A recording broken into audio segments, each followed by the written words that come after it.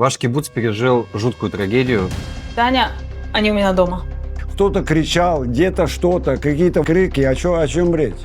Я бы сейчас с тобой не разговаривала. А ты была одна там? Я была одна. Говорят на английском языке, выходите, мы с вами ничего не сделаем. Черные точки – это выгорали машины. Я смотрю, пламя под дверью начало гореть. Это окно бомбоубежища. И мои друзья пропадают со связи. У всех одно Ви. Семья была захвачена в плен. Ребенок погиб. Эту картину мы будем видеть везде. И сколько ты так просидела? Сутки. Запах крови, смерти и дыма. Я правильно понимаю, живого ребенка в микроволновку вот это Да, запихивали да, и сжигали? да, это да, было да, здесь? да.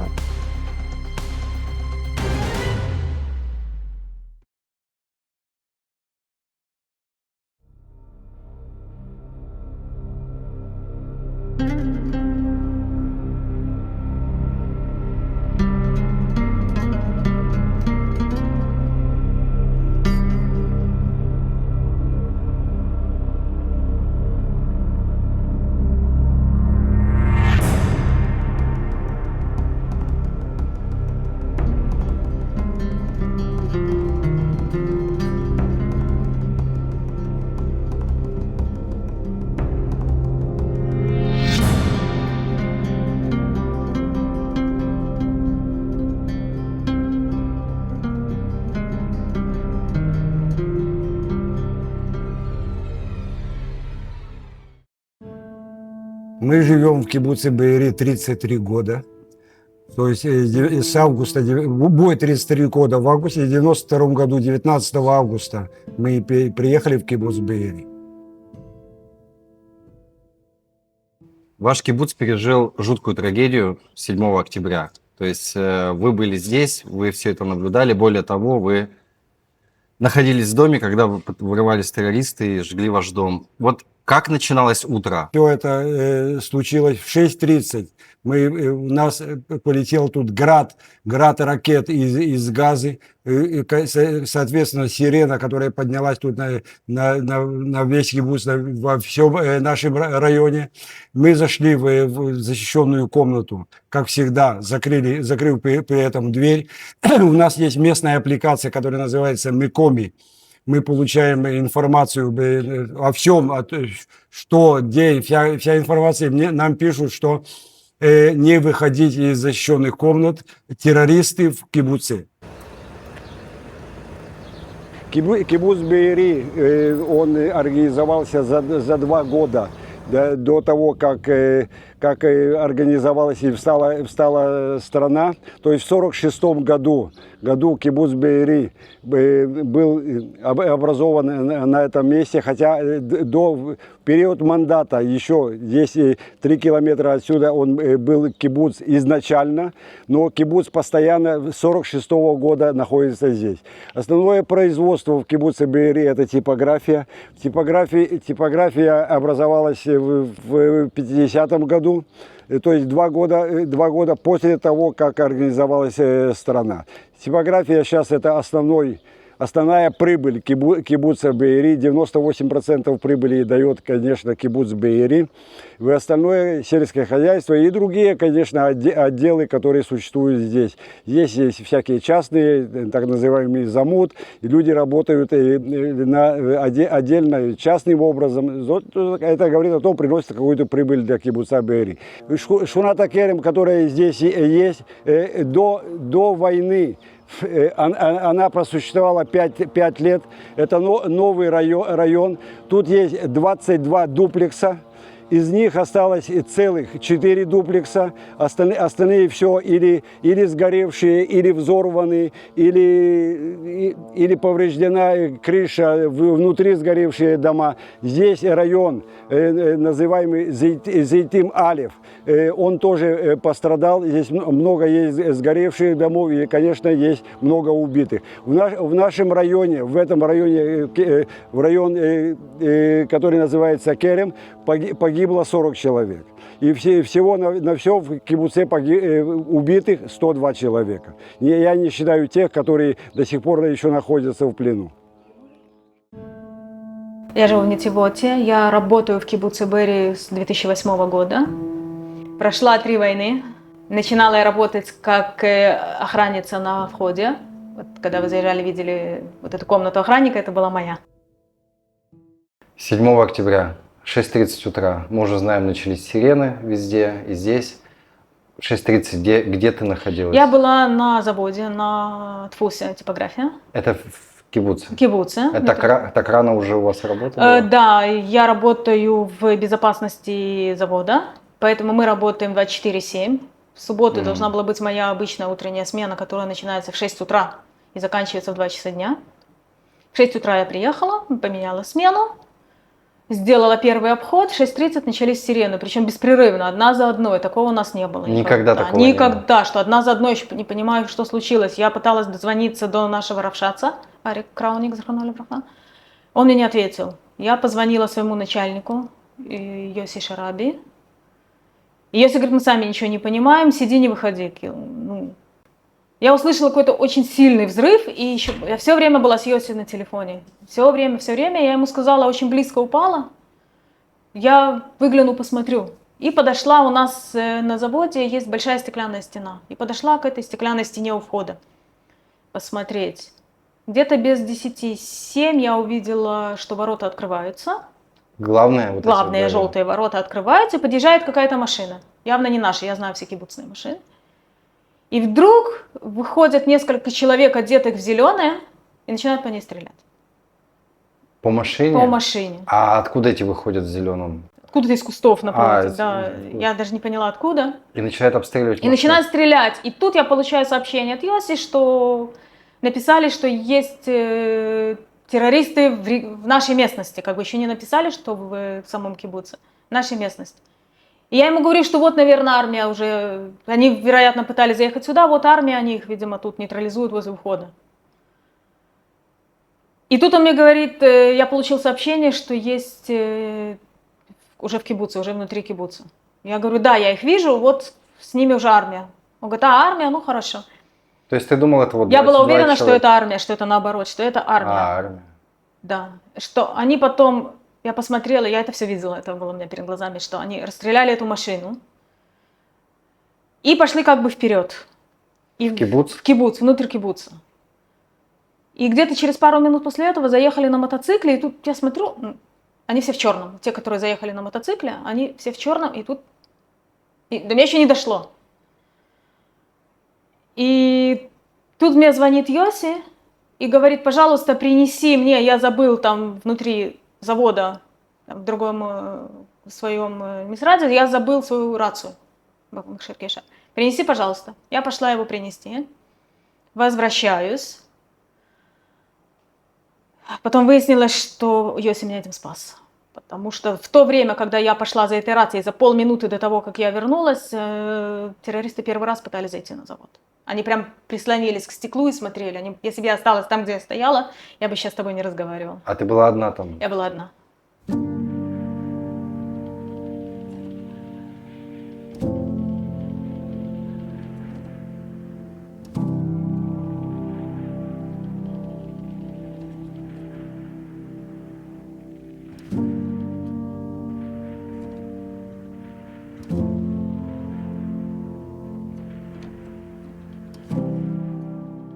Тут стреляли RPG, пулеметы, танки и чего только здесь не было.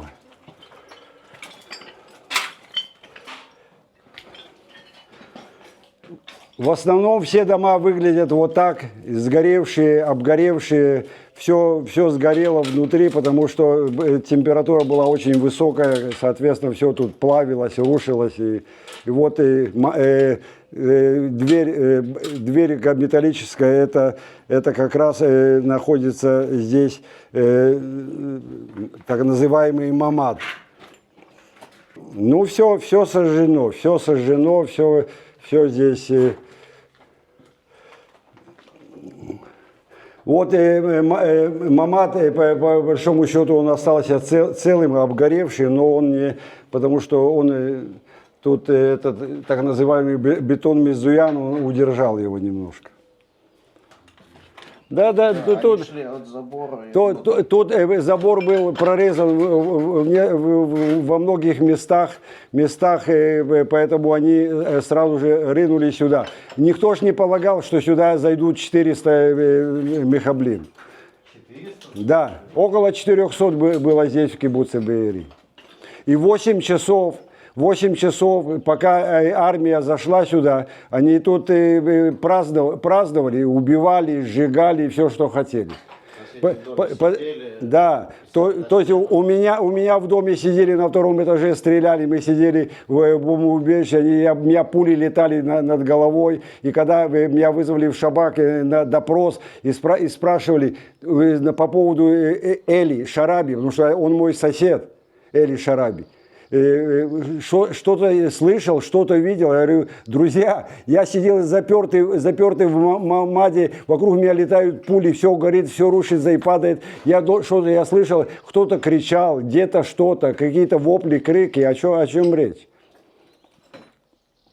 Никто не полагал о том, что 400 террористов будут в кибуце. Думали, что 1, 2.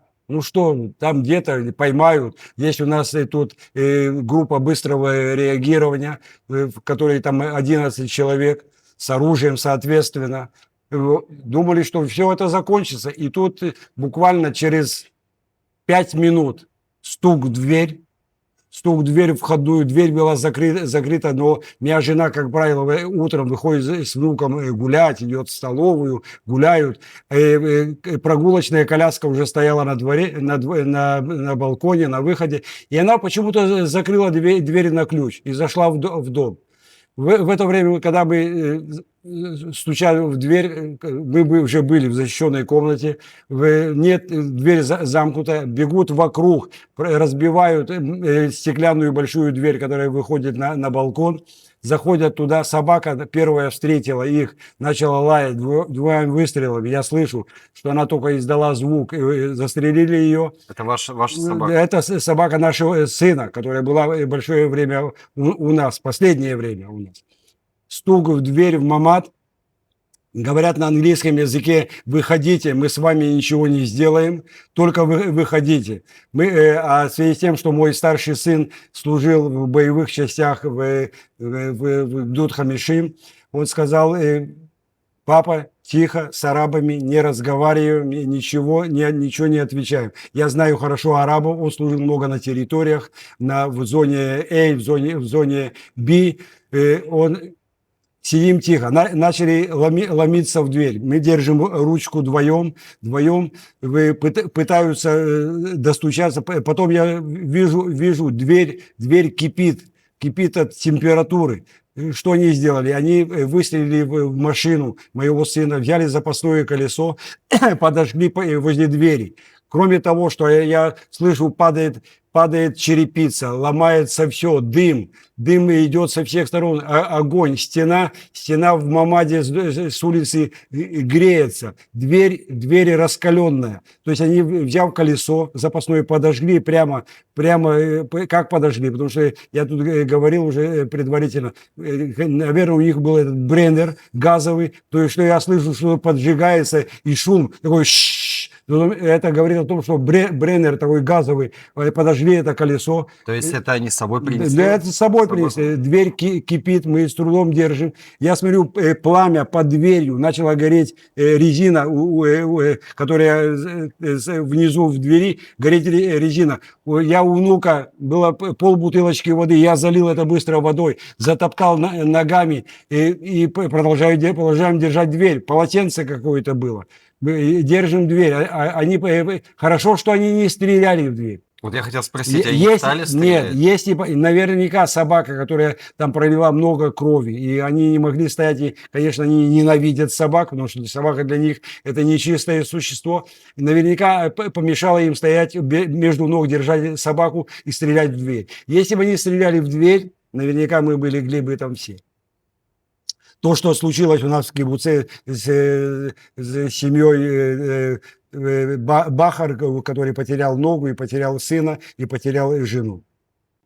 Сколько вы просидели в Мы убежище? мы в убежище просидели 19 часов. Нас армия освободила только в час, если с 6:30 утра, в час 30 ночи уже на второй день.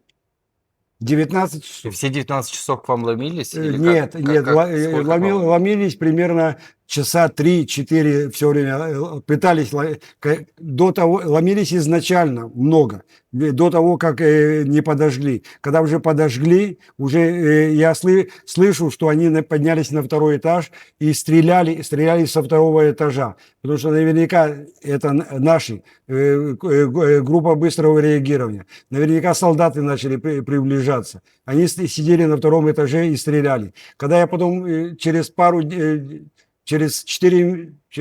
месяц я появился в доме, я на балконе нашел много бутылок от сока на арабском языке, то есть привезенные с собой, которые они ели, пили, сидели и стреляли, и То издевались. есть они Да, привезли да. с собой продукты? Да, еще ну сидели а как же, потому что у нас 3-4 дня после того, как все это закончилось, находили еще террористов, где-то прятались в кустах, в домах, которые бы себя обеспечили едой, питьем, извиняюсь, питьем, и сидели там и ждали наверняка, что их или освободят, или они убегут обратно домой. Естественно, еще никто ничего не понимал. Я так и осталась стоять у этого окна. И смотрю в боковую дверь, и едет наш Арик, Равшац, Арик Крауник. И вдруг начинается стрельба со всех сторон. Со всех сторон начинается стрельба, и я вижу, что машина замедляется. Она как бы едет, но ее уже никто не управляет. И я с Йоси на телефоне, я бегаю от окна к окну, вот это я хорошо помню. И кричу: Йоси, стреляют в Арика, стреляли в Арика. А он мне говорит, он, видимо, тоже растерялся, говорит: он жив? И вот тут у меня в голове нет, не может быть, потому что очень вижу, что это все, стекла вот так повылетали. И я ему говорю: я не знаю, но он явно не ведет машину. И он так едет, плавно останавливается. И вдруг к нему со всех сторон бегут какие-то люди, которые забежали в ворота, уже взорванные и открытые. Я тогда не знала ничего, кто это, потом выяснилось, что это, которые снова бежали. Еще раз, снова люди бежали? Да, забежала такая толпа гражданская, я не знала тогда, не понимала, кто это. Они подбежали к К машине? машине, и что-то там начали делать. И я на телефоне с Йоси все это ему рассказываю. А потом зашли полицейские с пистолетами, и начался бой. И я слышу бой, я ему говорю: Йоси, здесь бой. Он говорит: я слышу, в кибуце тоже стрельба. И тут как бы эти террористы начинают продвигаться вперед. Зашла еще кучка в зеленом тоже, и начинают продвигаться вперед. И они уже были напротив входа практически. И я увидела, что у них цвет бронежилетов, ну не наш, это не они. И я Йоси кричу, прямо кричу, я помню, что я кричала: Йоси, это не армия, это террористы. И он, такая минутная пауза, он мне кричит: беги. А много их было? Несколько. Несколько человек. Сначала заехали несколько, потом на мотоцикле, а потом еще. И я побежала, у нас там, где я работаю, есть такая техническая комната подсобная, она очень маленькая, она метр на метр, как туалет, наверное. Метр на метр, вся в шкафах, ни окна, ничего нет. И я туда забежала, дверь закрыла, и потом вдруг у меня машина на стоянке, у меня стакан кофе остался на столе. Компьютеры, телефоны, я еще выскочила. Все это сгребла. И в камеру посмотрела, где они. Я пыталась еще связаться с кем-то, сказать, что я вижу, и мне уже никто не отвечал. Я только Йоси все говорила. И он мне говорит: брось, все, иди, уже уходи. Убегаю уже. Убегаю уже, да. И я зашла в эту комнату. И вдруг мне все начали писать: ты где, ты что? Дочка сказала: в здороте, черт, ты что? Людей похищают, такие слухи. Мама, ты где, ты что? Я еще успела сообщить, где. И пропало электричество. Полностью. И все. И уже, говорю, у меня нет электричества, то есть интернета, ничего нет. Какое-то время у меня еще интернет держался, правда, еще мне там какие-то сообщения слали. И моя подруга из кибуца мне пишет: Таня, они у меня дома. Террористы. Террористы у меня дома. И я: что с тобой, что с тобой, что с тобой? И вот эта вот галочка одна. Другая подруга из кибуца пишет. Они рвутся к нам домой. К нам в Мамат. И галочка одна. Я до сих пор не могу видеть. Вот. И вдруг я слышу выстрелы, как будто взрывают дверь. И они заходят на твус. Еще до этого я успела взять, у нас там на полке лежала запасная как бы одежда, я успела взять черную длинную футболку с длинным рукавом и еще одну с капюшоном. Я надела черную с капюшоном на себя, положила все свои телефоны и компьютеры экранами вниз и закрыла их этой черной кофтой, на всякий случай, что если зайдут, чтобы они не сразу меня увидели. И села вот так, свернулась, у меня кожа белая, чтобы меня не было видно в темноте. А потом, когда я их услышала, я так посмотрела, рядом со мной такая железная лесенка стояла. Я ее взяла, я уже знала, что они похищают людей. И я решила, что я буду отбиваться до последнего, чтобы они меня убили, но не похитили. То есть только у меня было все время в голове, только не плен, только не плен, только не это. Пусть они меня убьют. Мне уже страшно не было. Мне было вот, пусть они меня убьют. То есть ты морально себя... Морально я готова? готовила свою смерть. Я знала, что я не выживу. Я была уверена, что выжить невозможно. Они уже были. И я пишу, я помню, пишу сообщение детям. Они здесь, скорее всего, это конец, я люблю вас. Прощалась.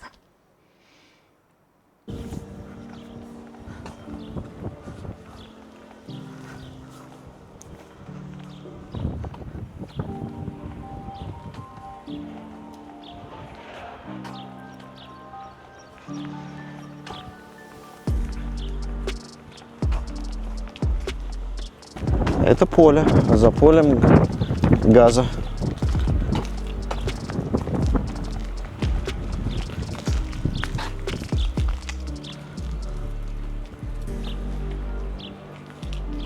Здесь вот похищенная, да.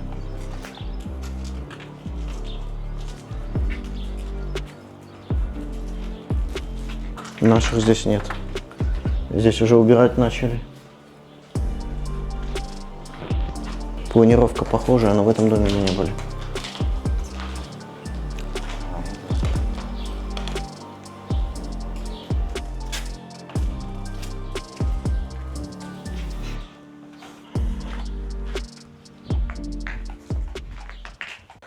Здесь все вот эти отметки, это армейские отметки и отметки ЗАКа, и отметки фотографов. То есть каждый дом, который проходил осмотр и требовалась, например, зачистка ЗАКа, после того мы их отмечали, что этот дом очищен. Там в данном случае этот круг с точкой, иногда есть наклейки бумажные, мы наклеивали, иногда рисовали круг, в зависимости от того, было наклейки, не было наклеек. Здесь есть отметки того, что дом проверен на взрывные устройства, есть отметки ГДУДа, который здесь сидел, есть отметка, что дом сфотографирован. Вообще ничего. То есть ни перчаток, ни наклеек. Пакеты подвозили даже. Иногда подписывали вот так вот тушью.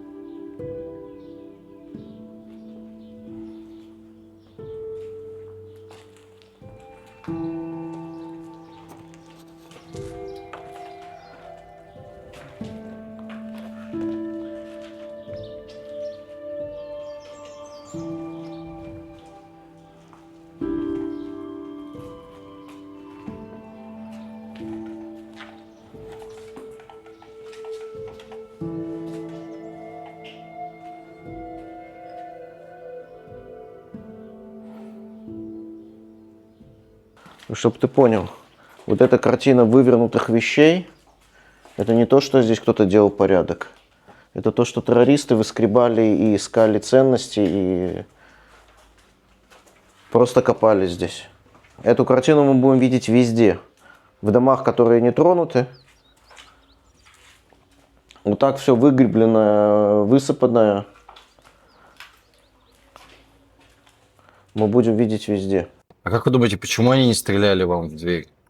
Я думаю, я вот, как я сказал раньше, собаки? я, наверное, из-за собаки. Наверное, им, может быть, они получили информацию, что тут рядом Нова, что там море людей. Там было, я знаю сколько, пару тысяч Да. молодежи. Может быть, они получили информацию, что нужно передвигаться туда и бросили нас, и не стали нас добивать, скажем, до конца на месте. Потому что вновь прятаться негде, Да, там открытая да, местность. да, и открытая легче местность, всего. были какие-то кусты, где-то еще что-то. Но они, как я сказал, сидели у нас на втором этаже, стреляли из довольно-таки тяжелого оружия. То есть, кого тяжелого? Не 5,5 миллиметров пуля, а что-то такое крупнокалиберное, потому что пули вылетали со звуками, скоростью, что... А что вы слышали вообще в округе? Арабскую речь, крики? Конечно, арабскую речь мы слышали, насколько-то они были у нас, они разговаривали между собой, стреляли в доме, стреляли по люстрам, стреляли. У меня стоял винный бар, который все бутылки, которые стояли, они все счесали, все бутылки, все горло срезали очередью. Все вино, которое лежало внизу, бутылок 20, они не тронули. Все, что стояло, все вот так вот прострелили. А сколько жителей вообще было на тот момент в кибуце? В кибуце, потому что был праздник, была Симхат Тора, праздник на иврите так называемый Итьешвут аля Карка, который праздновали мы в пятницу. Было много гостей, было много, если взять в счет, что в кибуце на тот момент было... включая детей, включая всех, 1200, это примерно 400 с чем-то семей жило в кибуце. И во время этой всей войны, скажем так, мы потеряли 10% населения. 102 человека было убито, были захвачены в плен, 4 человека из группы быстрого реагирования были убиты, и в частности были убиты в нашей поликлинике. В поликлинике спаслись 2 человека. Одна медсестра и один парень из группы быстрого реагирования, который успел спрятаться под раковиной. В таком небольшом шкафчике он залез туда, а медсестра, которая спасала всех раненых и всех, спряталась в шкафу, а входная дверь, закрывала этот шкаф. И ее просто не обнаружили там. И она осталась жива. На этом месте была Мирпат Шинаим.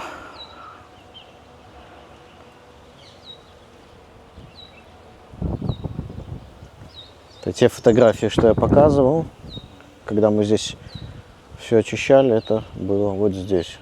Здесь было сожжено несколько машин. А, вот еще остались черные точки. Это выгорали машины, которые здесь были. Там, в принципе, от них ничего не оставалось. Они просто плавились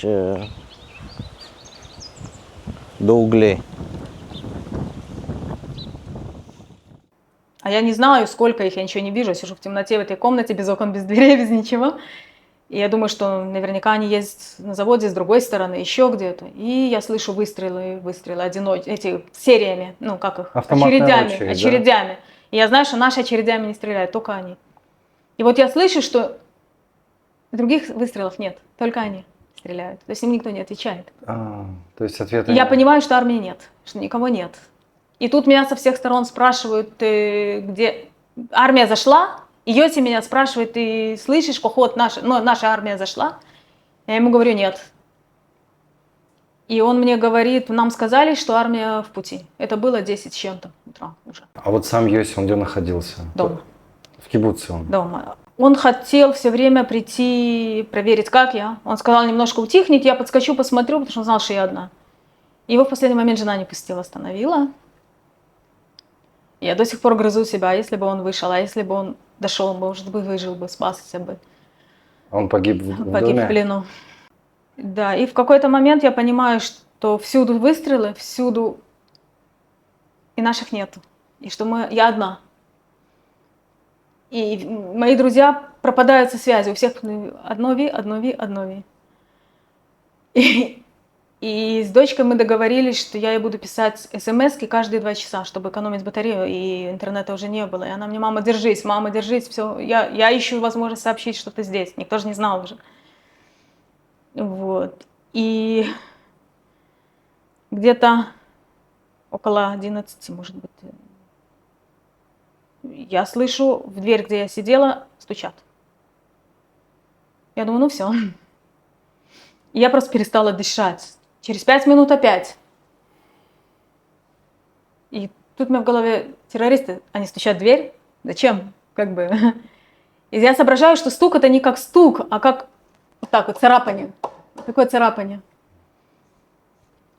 Я подождала еще раз, еще немножко, и тут до меня доходит, что нет, это, скорее всего, не человек. Я приоткрываю так чуть-чуть дверь и вижу собаку кибуцную. Собака одного из наших кибуцников, моего начальника бывшего, который ушел на пенсию. Это собака, ее зовут Май.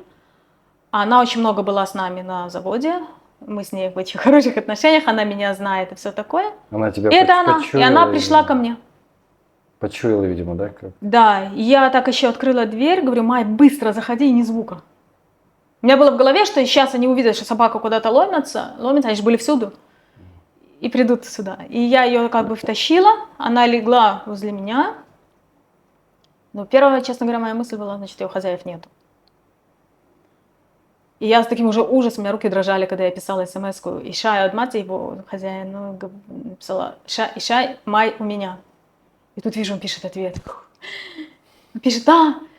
Она говорит, показала нам, что террористы у нас в доме. Они зашли к ним в дом, Май как бы залаяла и успела сбежать. И быстро побежала. Получилось, что она побежала оттуда прямиком ко мне.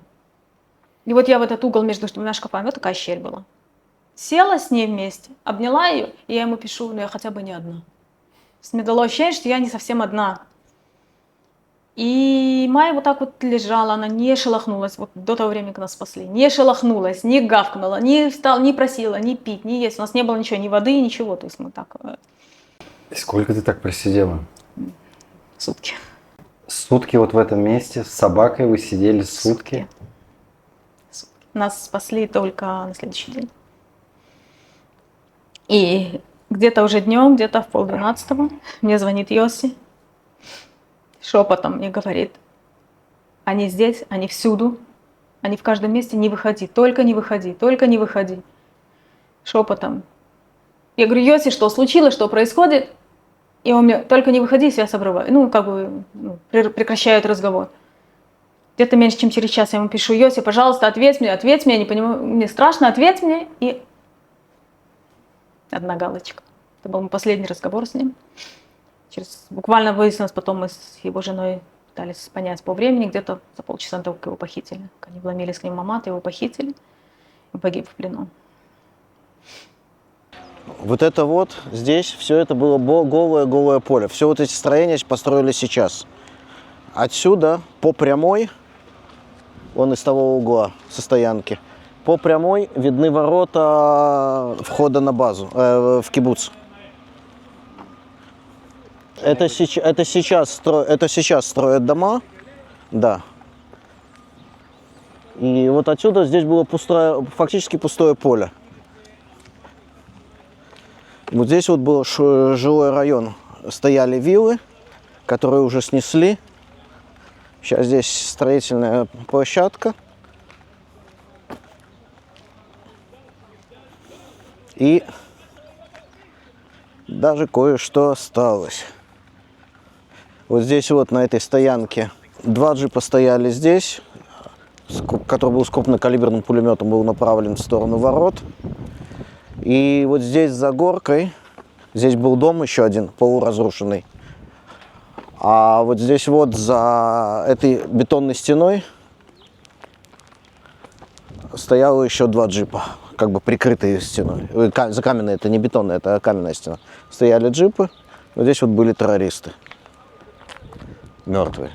Отсюда мы их забирали. Здесь они уже лежали. Их через забор их накрыли, судя по всему. А сирены вообще как часто были в В кибуце? кибуце были постоянно сирены. Раз в месяц или? Ну, и раз в месяц, раз в 2 недели были постоянно. У нас большое производство типографии. На типографию, когда последняя была по здесь Цукейтан, мне кажется, да, упал Касам в типографию, пробил потолок, и был ранен один человек, и он просто застрял в Мамаде. Люди сидели в Мамаде, 10 человек, в защищенной комнате 10 человек, и один человек, который был по дороге туда, он получил много ранений. Ранений. Это был Геннадий Бон. Геннадий Бон, он получил много ранений в тот день в типографии, и все остались живы. А падение Касамов, ракет у нас было постоянное вокруг, по полям. А то, что касается сирены были раз в неделю, раз в 2 недели, раз в Даже месяц. так часто? Да, и были так. Это вот и сколько часто. лет вы живете здесь постоянно вот? Изначально в 90-х годах, когда началась антифада, это примерно, скажем, 93-94 год, первые 2 года с 92-го, когда мы жили, до 94-го было тихо, мирно, мы не знали, что такое сирены, что такое падение. Потом, когда началась антифада, много тут прилетало, и в кибуце падали ракеты. У нас в кибуце девочка была ранена от падения Касама. Прямо в центре упал Касам. Я не говорю о том, что падало вокруг по полям и везде и все. А вот до 7 числа вообще были какие-то намеки, вот ощущения, что что-то готовится, какие-то, может, люди ходят или какие-то звуки, что-то вообще? У нас не было, потому что мы относительно отдалены, 4,5 километра. Это мы не Натива Сара или Нахалес, которые находятся там 500-700 метров, которые слышали какие-то звуки, какие-то перемещения, которые информировали и армию, и Шабак, и всех остальные все органы. Почему-то они не реагируют. У нас такого движения не было и ничего слышно не было. А сколько террористов в итоге зашло сюда, получается? Около 400 террористов было в кибуце. Только 110 тел убитых было в кибуце. Террористов убитых. Это именно Нухба была, именно боевики? Да, это может быть, кто-то и другие, конечно, не только Нухба, подключились, конечно, наверняка и другие. А вот эти, до этого ты писала друзьям у всех одногалочек. Очень много. Это все погибли? Они все Почти. погибли? Да? Не все. Вот та, которая написала, они у нас дома, к счастью, выжила. Она только на следующий день мне ответила, что они живы, что их спасли еще после меня во второй половине дня. А что ты слышала вот за сутки сидела? Крики, взрывы, что вообще происходило? Крики, взрывы, много говорили между собой. Они были в районе завода. На арабском? На арабском, я до сих пор арабском, мне страшно. Еще с самого начала я видела в камеры, еще сирены не закончились, где-то 6:40, 6:50. Я видела очень много тендеров, за забором нашу камеру я видела. И полные людей в черном. Но я знала про фестиваль новый, я думала, честно говоря, что это просто эвакуируют фестиваль. Я даже не подумала, что это они могут быть. Очень много, прям колонна вот этих тендеров. Полная. То есть целая армия? Их было очень много. В кибуц зашло очень много. Вот говорят, где-то 400 человек, да, зашло? Самое большое количество зашло именно в кибуц. Из всех кибуцев это к вам Из зашли? всех кибуцев сюда? больше всего зашли к нам, да. А гражданских людей ты слышала, не знаю, крики или что-то, или только террористы орали? Орали только террористы, и были выстрелы. И выстрелы. стреляли, и несколько раз были очень сильные взрывы, как будто то ли гранату кинули, то ли что. То есть я была уверена, честно, что сейчас они взорвут, зажгут завод, и меня даже не найдут, потому что там, где я сидела, она такая комнатка, она прикрыта стеной. Собственно, меня спасло то, что я не пошла в Мамад. Если бы я пошла в Мамад, они бы нашли, потому что они когда зашли, и первым делом они посмотрели на ближайший Мамад. Потом уже в камеры видели. И, к моему счастью, я туда не пошла, и дверь была открыта. То есть они поняли, что никого там нету. А комната, где я сидела, она прикрыта как бы стенкой. Вот. И все время дочка моя все время спрашивала, где армия, ты не слышишь армию? Я все время говорю, нету никого.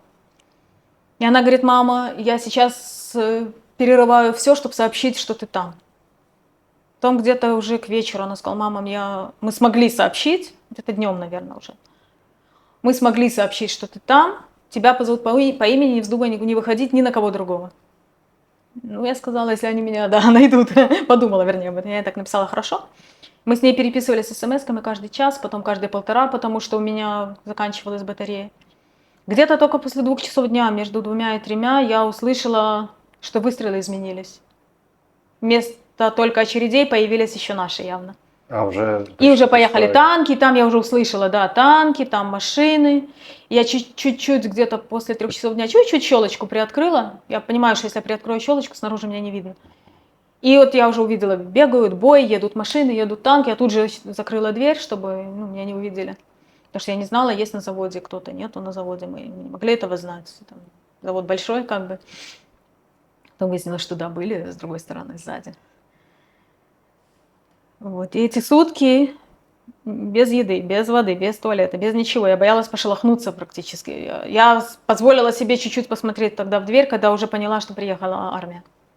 И вдруг я слышу бой. Такие бои шли, они беспрерывные. Пулеметные, автоматные очереди наши. Гранаты, непонятно что, вертолеты. А вертолеты уже Летали вертолеты, танки. Танки. Слышно было, что очень тяжелая техника, да. Все время были выстрелы, все время были взрывы. Я не могла даже шелохнуться. То есть я боялась. Май дрожала, она дрожала рядом со мной, тоже не шелохнулась. Я ее так все время обнимала. Говорила, Май. Так, мы почти мысленно, потому что я боялась говорить. Я почти не говорила. Мы с дочкой только. И потом я уже вижу, что у меня заканчивается батарея. Я дочке написала, что у меня заканчивается батарея совсем. Она говорит, хоть точку ставь. Я каждые 1,5-2 часа ставила точку и выключала телефон. Где-то ближе к 3 часам ночи дочка мне пишет сообщение. В новостях сказали, что армия уже взяла под контроль кибуц. И вдруг я почувствовала, я без воды, я без еды, я без туалета. Я до этого даже ничего не чувствовала. На адреналине, видимо, да? Я как стала роботом. Причем я раздвоилась, такого никогда не было. Я раздвоилась на 2 робота. Один робот давал указания другому, что интересно. Один робот, он говорил, так, взяла кофту, надела, прикрылась, свернулась, положила я экранами вниз, не шевелиться, ага, вот они зашли, не дышать. Если зайдут, хватаешь это, сделаешь так-то. Как бы один робот давал указания другому. Ни до, ни после у меня такого не было никогда. Я была как замороженная. То есть все чувства были заморожены. У меня не было страха. Я не то чтобы там, что я всю жизнь там перед собой. Нет, у меня ничего не было. У меня был как морозилка. Ты должна делать так, и все. Это Зейтим Алев. Эти люди, вот, которые вы видите фотографии здесь, семья была захвачена в плен. Авшалом, фотография его убили дома. Его освободили недавно относительно. Семья с детьми была похищена. Вот этот дом, здесь убили женщину, это мама нашего директора нашей типографии. Вот, Бен Сухман, вы наверняка слышали, видели, он по телевидению часто выступает. Он наш манкаль. Здесь убили его маму. Дальше впереди семья пожилых. Мени Годдард, тело его до сих пор в Газе не вернули. Вот. А жену его тоже убили здесь на месте. Его захватили уже убитым и тело увезли. Здесь жила дама одинокая. Ее убили здесь в доме. Здесь семья, дети все выжили, они здесь не были, они были в другом месте. Они семью убили. Оад Бен Ами, его жена, которые были в плену, жена и муж. Оада освободили недавно, а жену освободили Пейма Шния, мне кажется.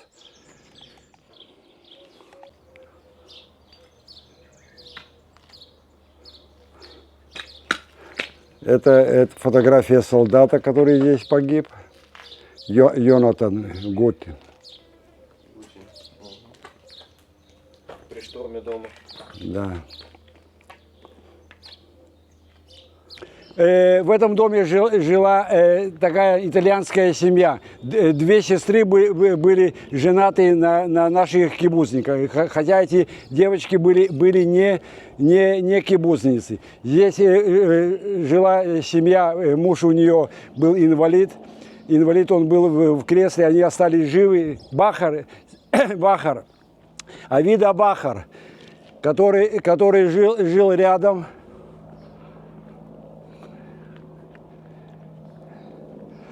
Где убили сына, убили его жену и ранили его дочь. Они жили здесь, в этом доме. Стреляли через Мамад.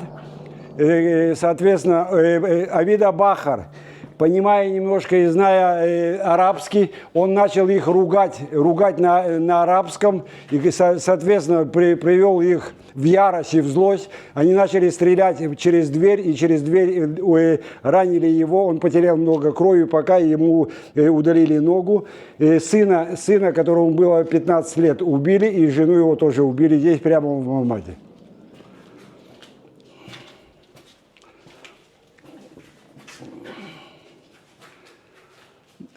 Дом тоже тут сгоревший. Вот,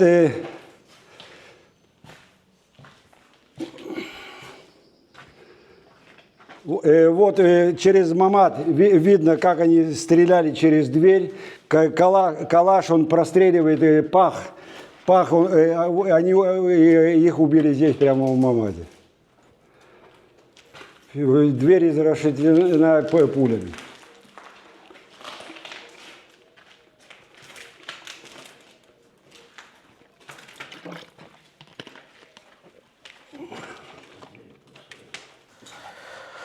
Вот эта комната, которая была зачищена Зака, сделан зикуй помещения, мы можем видеть вот эти вот соскребы, именно вот эти, которые я показываю, вот этот, вон наверху как скребком почистили. Это все соскребы, где собирали остатки кожи, крови, которые впитались, и, к сожалению, ничем невозможно было их собрать. Это не осколки, это именно то, что были вынуждены сдирать краску и счищать, чтобы зачистить помещение.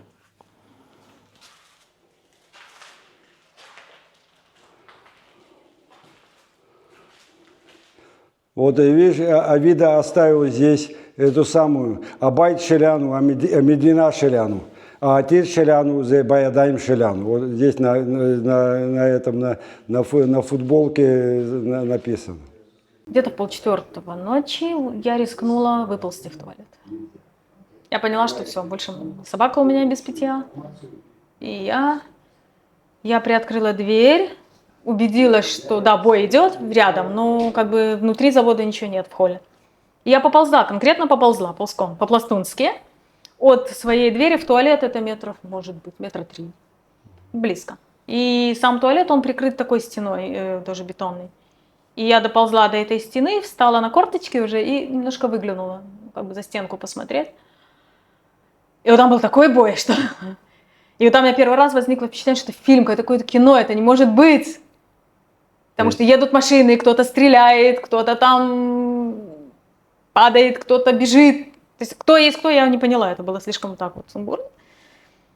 Я зашла как бы в туалет, открываю воду, нашла по дороге такую пустую бутылку, открываю кран, воды нет. И то, что мне удалось нацедить, ну, когда остаток, то, что в трубах осталось, после того, как воды нет, ну, где-то вот так, наверное, так оно и было. Чуть-чуть. Ну, полстакана воды. Я опять выхожу с этой бутылкой, сажусь на корточки, смотрю, что снаружи, вижу страшный бой, решила, не буду рисковать, чуть-чуть пережду. Потом думаю, ладно, уползу, там стенка, тут стенка, надеюсь, меня не увидят. И поползла. Назад в комнату, захожу, говорю собаке, Май, говорю, у нас с тобой полстакана воды. Один глоток я, один ты, каждый час. Да? Никто не знает, сколько мы с тобой здесь будем сидеть, так шепотом. Она мне руку полизала, и все, легла дальше. И дальше опять села между этими шкафами, потому что, опять же, никто не знал, что будет, что бой был очень сильный. То есть ни на секунду оно не то чтобы не отдалялось, не замерзало как-то. Все время шел там бой, все время были выстрелы. 6:51 воскресенье. То есть ровно сутки. Ровно сутки. Сутки. Я слышу вдруг: Татьяна, Татьяна. Я сначала побоялась. Думаю, вдруг это провокация. Потом еще раз: Татьяна. И слышу между собой на иврите, говорят: Татьяна или Наталья, ты уверен? Татьяна или Наталья? Тут я поняла, что наши. Я приоткрыла дверь, смотрю, наши. И тут я уже сказала: я здесь. И они как-то так, у них оружие было на изготовку. Все, они как-то так дернулись. Татьяна, давай сюда быстро. Я оставила Май в комнате на всякий случай, выхожу и говорю им: а я не одна. Меня так смотрят. А нам сказали, что ты одна. Я с собакой. Быстро веди собаку. То есть, естественно, я бросила все свои вещи, все там. Я взяла только собаку. Мы вышли. И вдруг бой усилился. Прям реально вот усилился. И они меня задвинули за бетонную стенку, где туалет был. Так задвинули. Говорят: еще нельзя выходить, давай встань за стенку. Меня поставили в угол, сами все время выглядывали. Я помню, солдат стоит, так вот выглядывает. Еще нет, так вот. Потом, нет, еще нет. Минут 20 мы так стояли. После чего они мне говорят: так, пойдем. А еще что-то я спрашиваю: а как пойдем? Говорят: пешком пойдем. Пешком пойдем, хорошо. А куда пойдем? Говорит: на ворота пойдем, на выезд. Ладно. Они меня взяли вот так в круг. То есть я была в центре, они вот так меня взяли в круг. Как бы Солдаты тебя солдаты, окружили. да. Их было 4, они меня вот так вот взяли в круг. И головы, как бы, они были в касках, бронежилетах, они как бы нагнули, вот так вот они меня прикрыли. И мы пошли, они сказали: так, иди внутри круга, собаку возьми на руки. Я взяла собаку на руки.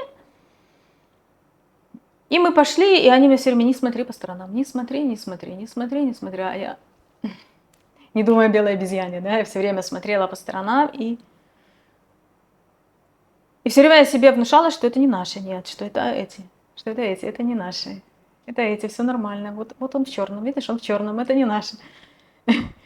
И меня привели. И я смотрю на сторону кибуца, вот поворачиваю голову, от кибуца черный, никогда не забуду, черный дым, вот как майка, вот такой вот. Все, Клубы дыма и вот этот запах. И у меня в голове мысль: все, никого не осталось. Все, никто не выжил. А когда ты смотрел по сторонам, что ты видела? Тела просто? Да. И они мне все время, солдаты, говорят: видишь, что я голову поворачиваю? Не смотри. И вот этот дым черный, и у меня что, кибуца нет? Нет, это фильм.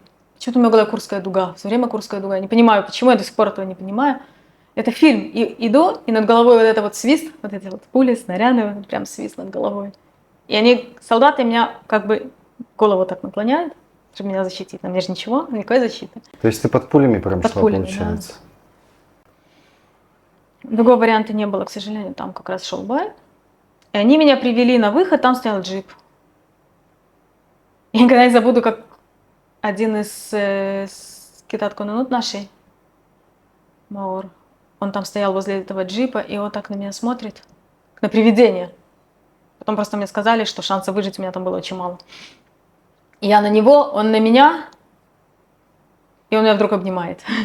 Вот это я не забуду никогда, вот это вот он меня обнимает, сажает меня, нас с собакой в джип, и приходит какой-то солдат, я до сих пор не знаю, кто это был, я помню, в одной руке зарядник, в другой руке бутылка воды.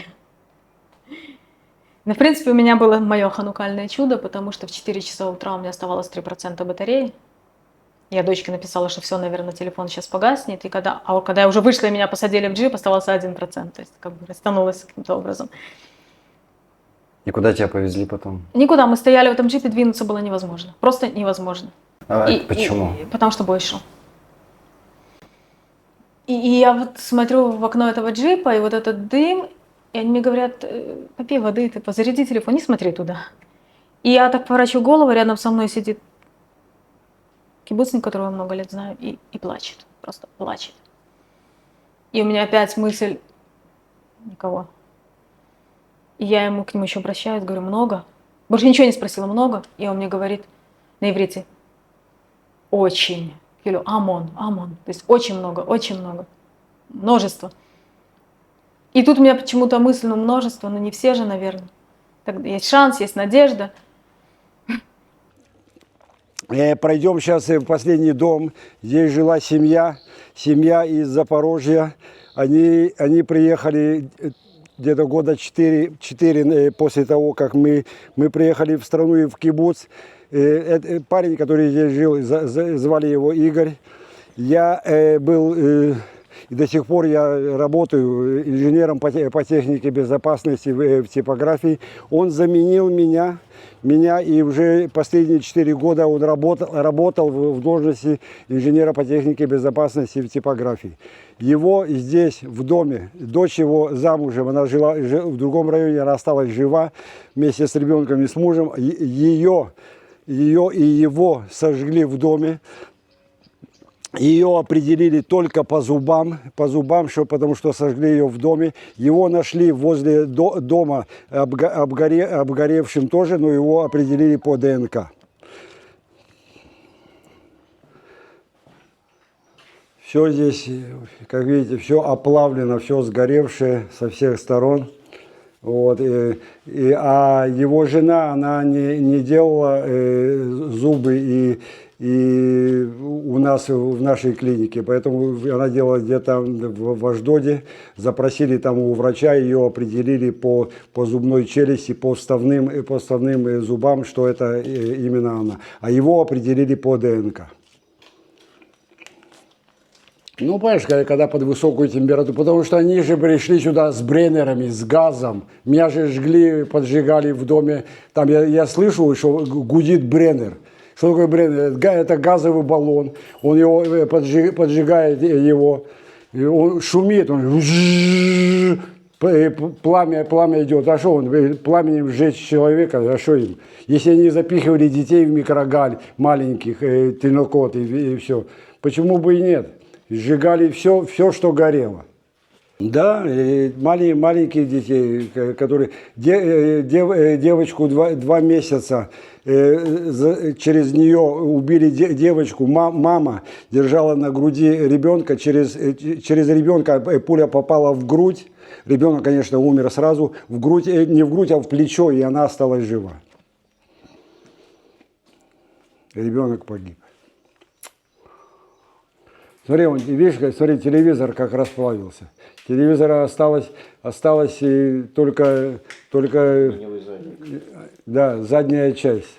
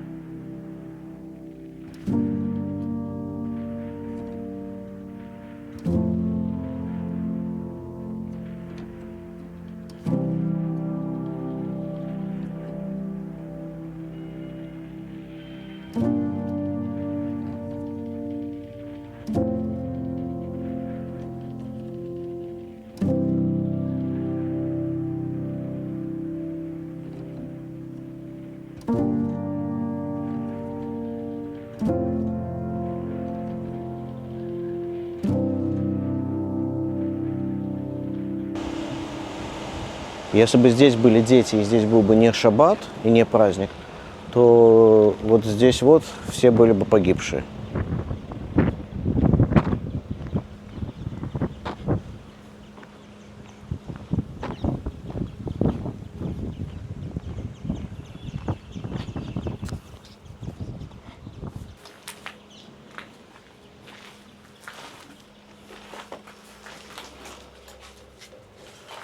Это окно бомбоубежища Мамада. РПГ пробило его. Здесь несколько попаданий было. Это снаряд, который пробил. Вот, видишь, расплескался огонь. То есть эта комната не была закрыта, окно, и они попали сюда. И в итоге в комнату ничего не прилетело, потому что снаряд уперся в стену.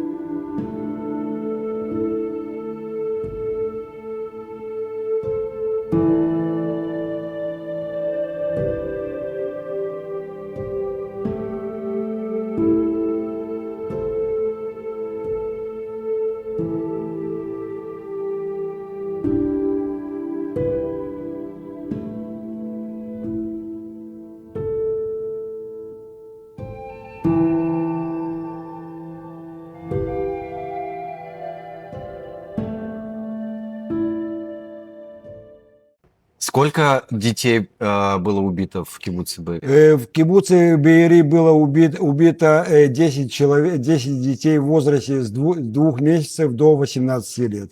На все про все мы потеряли 10% всего населения. У нас убито было изначально 102 человека. Я не говорю о тех, кто был захвачен в плен. До сих пор еще остается 4 или 5 тел внутри Офра. Офру, которую вернули неделю назад, мы ее уже похоронили. Все те тела, которые были временно захоронены в кибуце Ревивим, мы их перенесли уже на свое кладбище, то есть там уже временных захоронений нет, все похоронены здесь. Кладбище будет отстроено по новой, и там будет целая аллея всех погибших, соответственно, и будет там андатра большая сделана со списком всех, и, конечно, будет обустроено там, хотят даже небольшой создать парк, который бы напоминал о том, что как было, так скажем, для истории, для будущего поколения, что здесь похоронены те, кто защищал кибуц, кто был убит в кибуце, винные, невинные люди, которые участвовали здесь и жили здесь, и погибли не своей смертью. Были прямые убийства, скажем так, человек стоит напротив, его убивают. Были все, сжигали людей. Я не говорю о том, что там запихивали кого-то, там младенцев в микрогалий. Это у вас Да, было? да, это все это было? Все это присутствовало, потому что это было, скажем так, нечеловеческие какие-то отношения. То есть, подождите, я правильно понимаю, живого ребенка в микроволновку вот это запихивали и сжигали, это было здесь? Да. Это страшно то, что мы, конечно, перенесли. Допустим, моя соседка, которую там ее водили по всему кибуцу и убивали при ней прямо стреляли в людей, она мне это рассказывала. А зачем ее водили? Они ее захватили как будто в плен, ее хотели увезти в Газу. В Газу ее держали. Она красивая молодая дама, ее захватили, ее водили из дома в дом, и если в доме обнаружили кого-то живых, и она видела и рассказывала мне своими глазами, что расстреливали напрямую. И когда наверняка армия начала приближаться, и почему они ее отпустили? Она спряталась в какой-то складеныш маленький был, какое-то помещение, она забилась туда, ее оставили, сказали сиди. И она перешла в другое место, спряталась. И они потом пришли и не нашли ее. Она спряталась в другом месте и осталась при этом жива. И она видела все эти ужасы, наблюдала, то есть не то, что какое-то там насильственно где-то что, но когда убивали напрямую. То есть заходят, держат ее, заходят в дом и стреляют напрямую в людей. А когда вот вы уже вышли, какую картину вы наблюдали? Выходим на улицу, я держу внука в одних титулимах на руках. Цева-Адом. Мы все падаем на пол. Опять сирена? Да, сирена. Вот снова сирена. Мы все падаем на пол. Я с внуком, солдаты, все полежали, поднялись. Один из офицеров, я точно помню, в звании капитана, говорит, садитесь все в мою машину. Мы садимся в машину, а все везде горит, дым, запах крови, смерти, дыма. Дома горели. Все это горело, это же все еще горело. Пожарные не могли въехать, их никто не пускал сюда. Вот. Мы садимся в машину, мне этот солдат, водитель и офицер говорит, смотрите только вперед, ни вправо, ни влево. Я так одним глазом посмотрел на улице, на тротуарах, трупы террористов, трупы женщин, то есть это кто-то из наших. Горят машины по дороге. Мы приезжаем на центральные ворота. Нас там ждал уже автобус, были амбулансы, ждал автобус. Нам сказали, что мы садимся в автобус, мы едем в кибуц Шуваль. Кибуц Шуваль это здесь на юге, недалеко от Арахата. Мы приехали туда, нас семья приняла, нам дали целый этаж, второй. То есть мы там помылись, нас накормили, напоили. На второй день поутру приехал за нами наш хороший знакомый, наш приятель, друг, бывший у нас работал зубной врач. Он забрал нас, мы в Асерет Сион. Мы там побыли у него 3 дня. Потом вернулись на Мертвое море в гостиницу. И когда мы приехали в гостиницу, все думали, что мы погибли. Что люди приехали, основная масса в гостинице, нас нет. И когда встретили люди, спрашивали с таким удивленным: вы живы? Вы где? Вы куда? То есть информации первые 3-4 дня не было. Кто жив, кто... А некоторые информацию там получили, вот семью, которую мы заходили, которые сгорели, информацию получили там чуть ли не через месяц или 1,5. Как определили их по ДНК, по зубам, там еще что. Это не было полной информации. Где люди? Люди находились некоторые за рубежом, некоторых убили, некоторых не обнаружены еще были тела. Была очень такая тревожная и неясная ситуация. Где, кто? И когда мы приехали, там народ всколыхнулся: о, наконец, вы живы. Я говорю: да, мы живы, остались, мы приехали.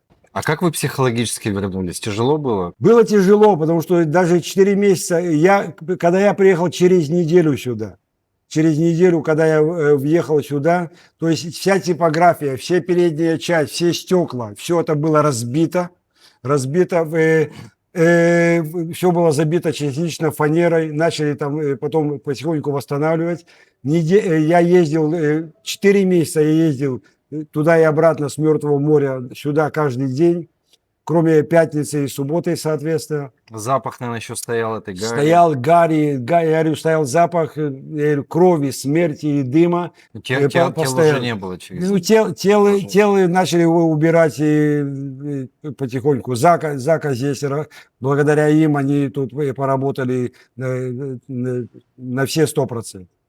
И ко мне подходит офицер и говорит: скажи, как мы тебя будем эвакуировать, потому что как бы ехать никуда невозможно. А я ему говорю: я не хочу эвакуироваться, я хочу помогать, остаться помогать. Он на меня так смотрит. И в это время я на связи была с дочкой. И моя дочка это услышала, начала орать: выгоняйте ее быстро, силой! Нет, она сумасшедшая, домой ее, быстро! И она испугалась. Я еще отказывалась и говорю: нет, я хочу помогать. А он мне говорит: кому? Кому ты хочешь помогать? И ты опять думаешь: некому, никто не остался. И потом он говорит: нет, гражданским там быть нельзя, это сейчас закрытая военная зона. Он мне начал что-то объяснять, я ничего не воспринимаю. Я говорю: нет, я должна остаться, я должна помогать. Но он мне говорит: понимаешь, тебя просто уже внутрь никто не пустит, все, ты уже вышла, уже все. А потом я говорю: а как я домой попаду? Он говорит: а как ты домой попадешь? А где ты живешь? Я говорю: ничего тебе. А на чем ты сюда приехала? Я говорю: на своей машине. Я понимаю, что моей машины нет и быть не может, потому что после того, что там произошло, моя машина была в эпицентре. Я уничтожена, сгорела. Ни единой царапины. Единственное. Целая. И он мне говорит: ты же не можешь туда зайти, на эту стоянку? А я ему говорю, я еще начала спорить, я говорю: у меня там ключ от дома, я не попаду домой. Я была абсолютно, у меня не отмороженная, то есть у меня вообще никаких не было соображений, что там опасно. И он на меня смотрит, понимает, видимо, что не с кем разговаривать. Он мне говорит: ладно, садись, там стоял армейский джип, сейчас поедем посмотрим. Ладно, типа, а что с тебя взять, да? И мы подъезжаем на стоянку. Моя машина целая, абсолютно. Я так смотрю. И он на нее смотрит, на эту машину, и говорит: как это, типа, не может быть? Вокруг все разбито, все стекла, которые рядом с ней были, все побито, все посечено. Моя машина без царапин. И говорит: ты, говорит, не можешь ехать, каждую гражданскую машину расстреливают сейчас, ты не можешь ехать. Я говорю: я не знаю, но я останусь помогать. И это ты не можешь, что делать? И взяла где-то часа, наверное, 1,5, пока они решали, что со мной делать, думали. Я все это время сидела на воротах в джипе, смотрела на этот бой. И прошло где-то, может, 1-1,5, они мне говорят: так, смотри, мы тебе даем сопровождение, 2 армейских бронетранспортера.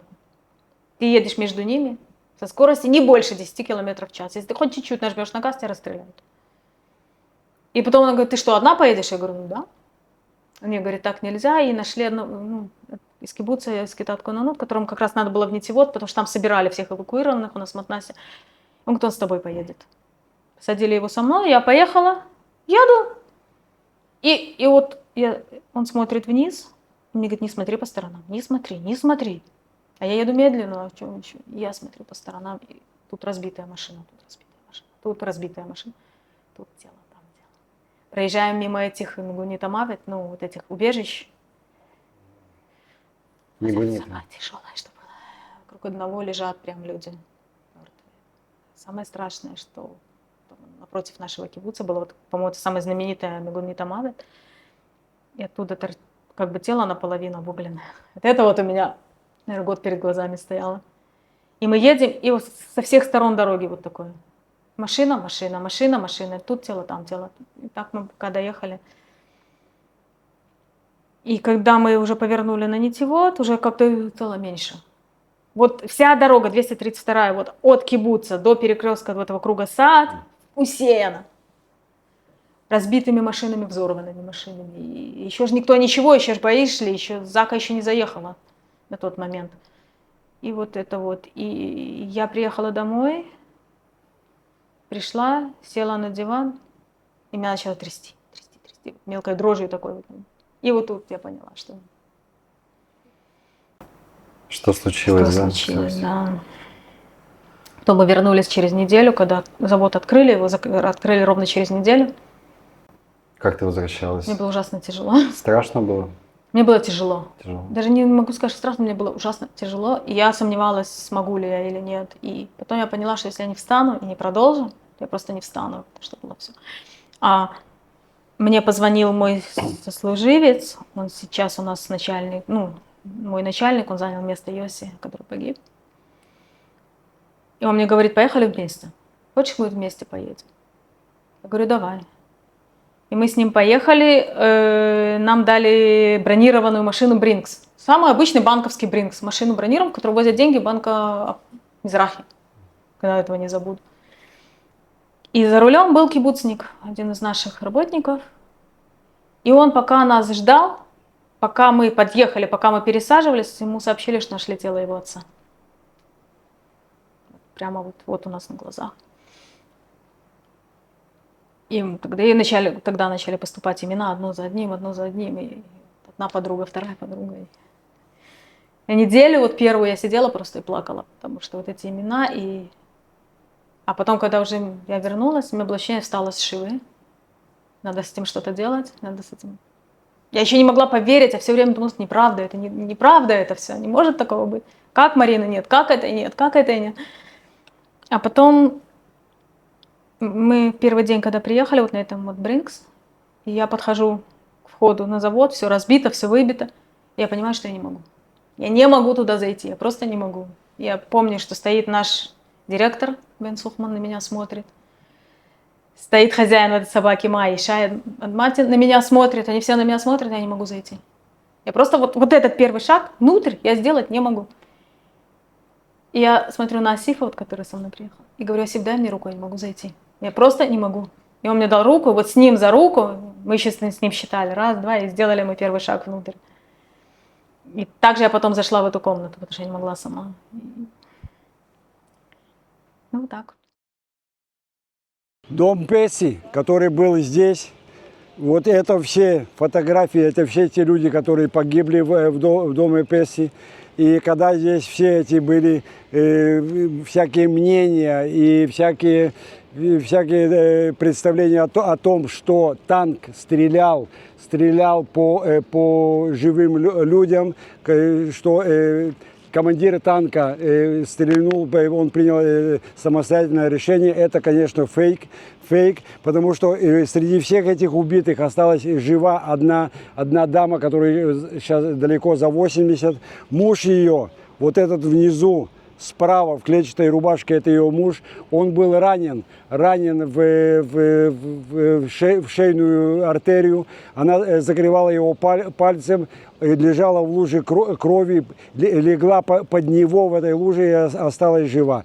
Террорист захватил одну из женщин молодых, которые бежали с мужем из фестиваля «Нова». «Нова» тут рядом. Пришли сюда и спрятались в убежище у Песи в доме. Террорист, который вышел раздетый, совсем захватил ее в заложницы, вывел сюда ее на дорогу, и здесь их армия захватила. И то, что я говорил изначально, что танк стрелял, террористы, которые были внутри, они убили их всех там. Там танк потом стрельнул, когда он стрельнул по дому, там уже никого не было живых.